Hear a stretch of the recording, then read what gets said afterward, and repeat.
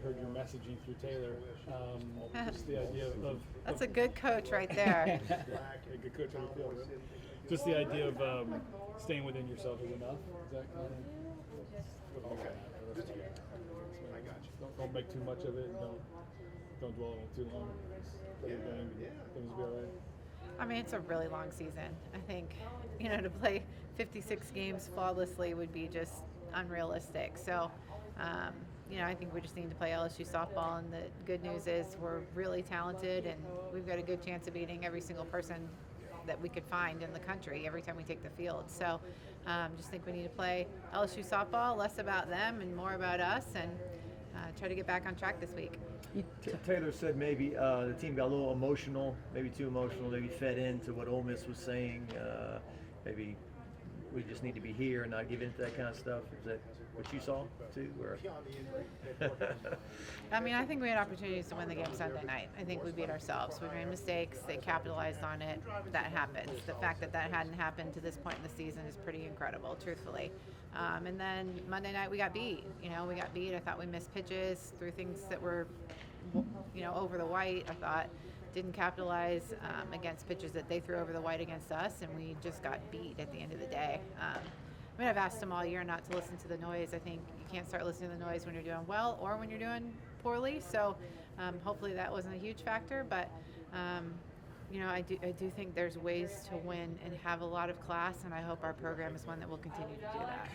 You don't lose 9-2 very often, so is it just kind of a matter of flushing it and not spending much time on it, that it's kind of an outlier, or how do you approach it? I think our team will bounce back from it. Like I said, it's a really long season. I think it is tough to try to play perfect, and we had done so many things so well up to that point. So it was probably a matter of time. It's tough to sustain that, honestly, so it's probably a matter of time. Wish it would have lasted longer. Of course, we all did, right? We all wanted to make it to the 25 and 26, but it didn't happen, and I don't think that takes anything away from the talent level of this team.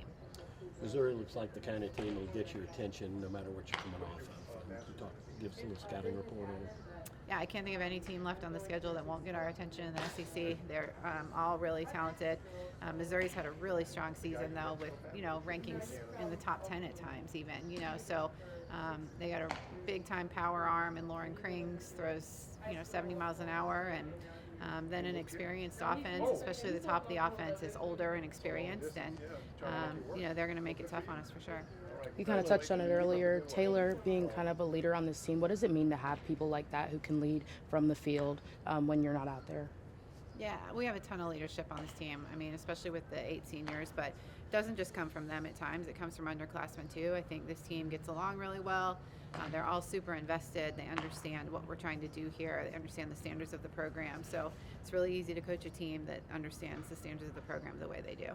How much does that help advance the message, though, when it's not always coming from you? It's a pure value. Yeah, without question. I think we're always looking to have a player-led team, and this team does that at the absolute highest level. They do everything at the highest level, honestly, not just the game of softball. They do life at a really high level.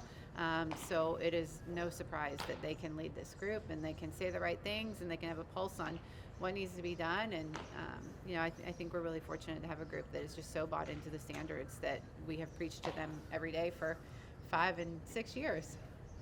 Does that help, I guess, with the evaluation or the instant evaluation, that they easily recognize the deficiencies and don't necessarily deflect? Yeah, I mean, as a coaching staff, I think we identified some things Saturday night that we didn't like. I don't want to say we felt it coming, but we didn't feel like we were in quite the spot we had been for the last few weeks. We knew there were some adjustments. We honestly almost made the lineup adjustment on Sunday, but maybe gave a little too much credit to the win streak and stayed with the spot we were in.